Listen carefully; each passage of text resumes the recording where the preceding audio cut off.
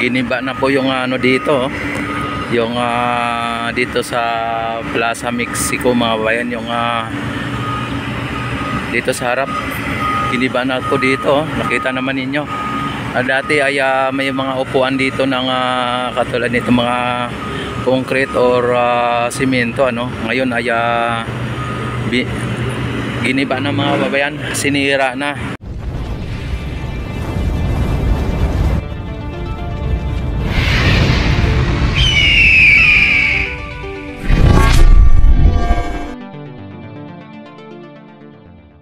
Yan o.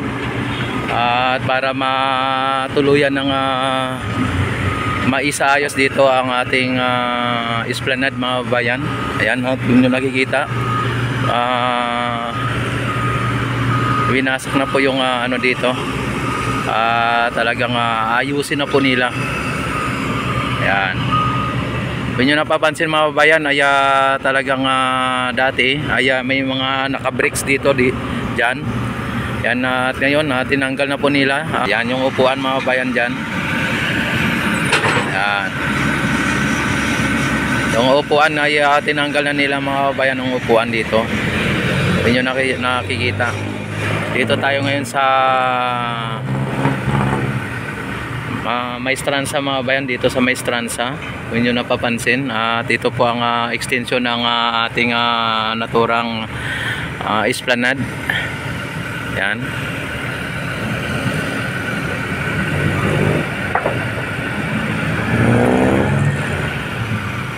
At magugulat na lang kayo mga kabayan, ay maitayo na dito yung esplanade, ay talagang lalong maganda ang ating pasyalan mga kabayan. At ito ay talagang isinasayos na ng ating pamahalaan ang ating mga pasyalan para sa ganon ay mas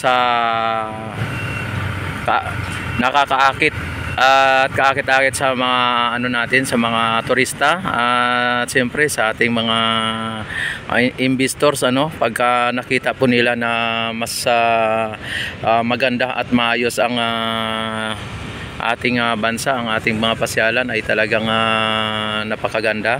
Yan, at isa sa mga dahilan dito na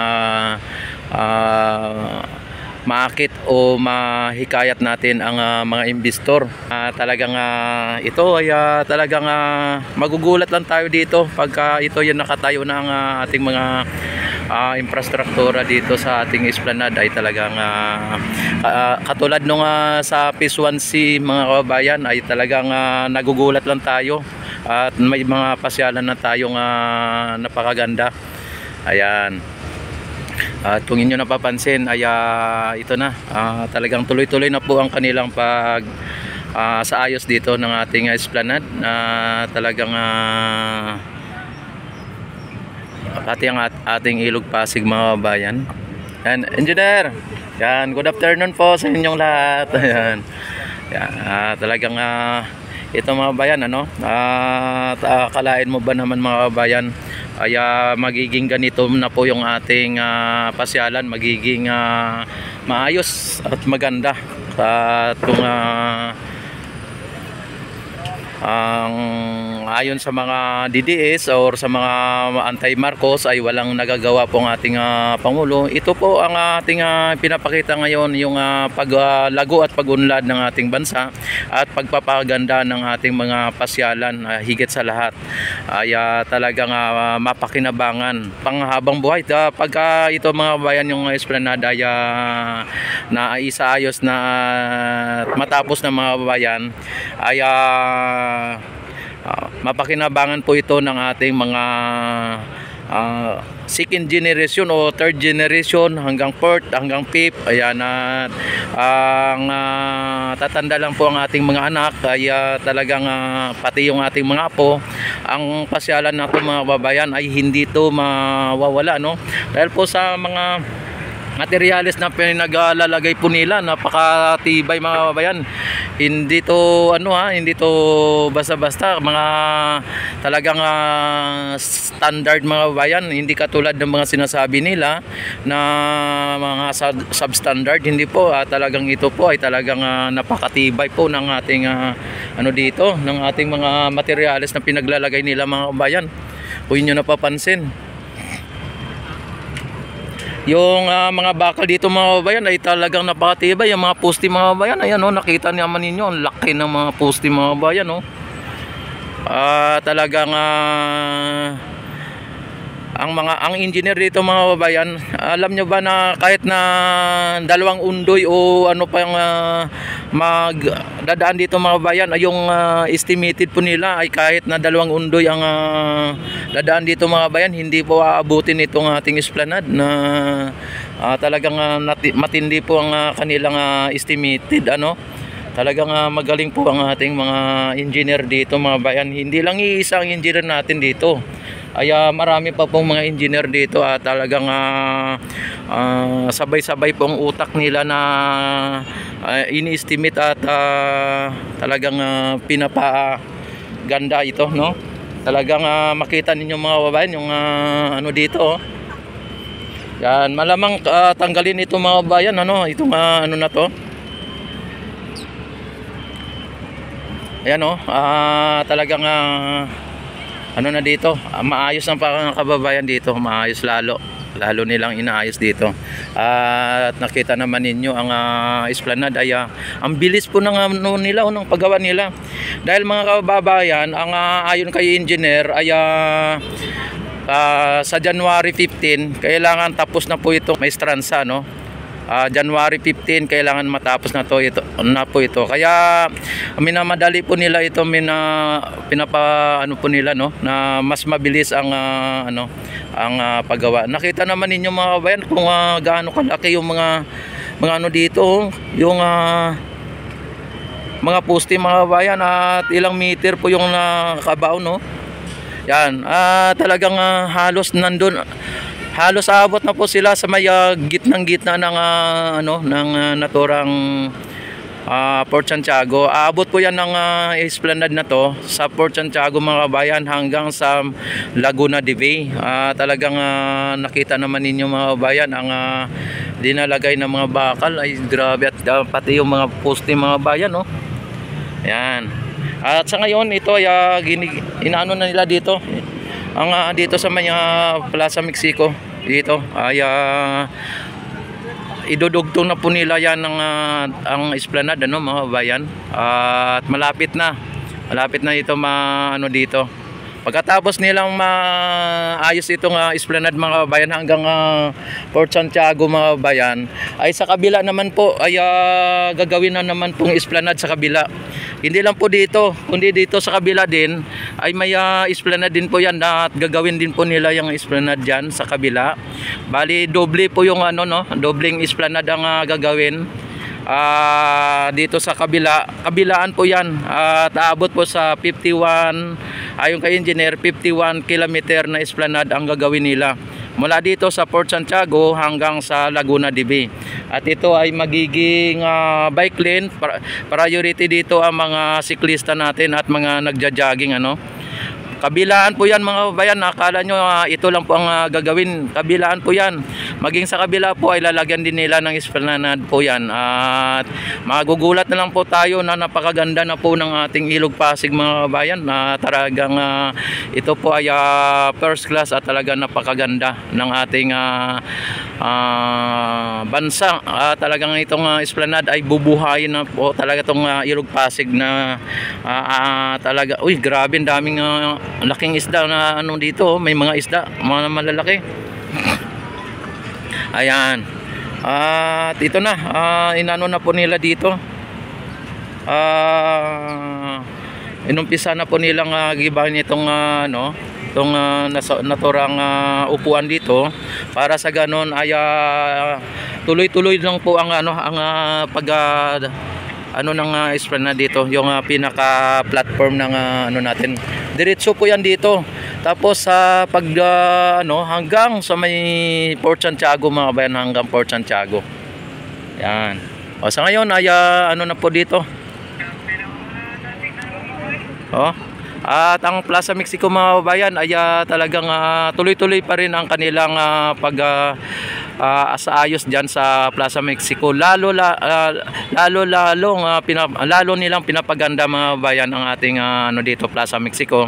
At yan, grabe ang mga ano ng mga engineer dito mga kabayan, yung kanilang plano dito, napaka ganda mga kabayan. Yan, no? Nung nakarang buwan mga kabayan, hindi pa ganito yung nililinis pa lang nila dito, pero ngayon mga kabayan, tingnan naman ninyo, grabe. At ang parang magugulat ka lang kapag hindi ka nakapunta lagi dito. Kaya palagi namin kayong ina-update dito para malalaman at makikita ninyo ang mga progreso dito sa ating ginagawang project ng ating Pangulo. Yan. Maraming salamat mga kababayan, at don't forget to subscribe my YouTube channel and click notification bell, select all. At ito nga pala ang inyong lingkod, Rex TV Adventure, na nagsasabing maraming salamat sa inyong walang sawang pagsuporta. Maraming salamat. God bless po sa ating lahat.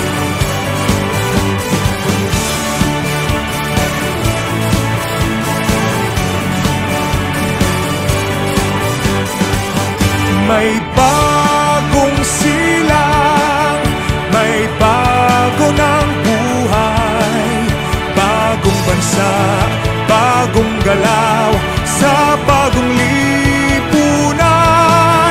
Nagbabago ang lahat, tungo sa pag-unlad, at ating itanghal bagong lipunan.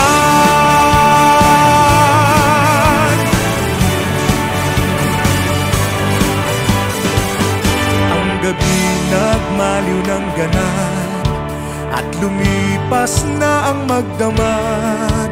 Madaling araw ay nagdiriwang, may umagang namasdan. Ngumiti na ang pag-asa sa umagang anong ganda. May bagong silang, may bago ng buhay, bagong bansa, bagong galaw, sa bagong lipunan. Nagbabago ang lahat, tungo sa pag-unlad, at ating itanghal bagong lipunan. May bago ng buhay, bagong bansa, bagong galaw, sa bagong lipunan. Nagbabago ang lahat, tungo sa pag-unlad, at ating itanghal bagong lipunan. Bagong lipunan.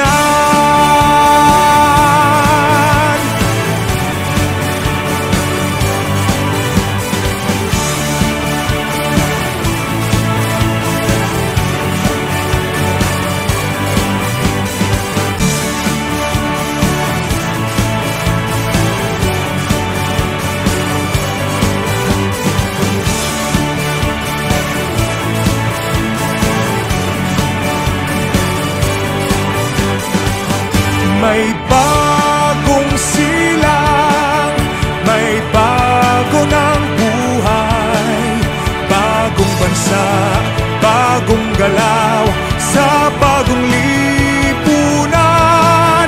Nagbabago ang lahat, tungo sa pag-unlad, at ating itanghal bagong lipunan.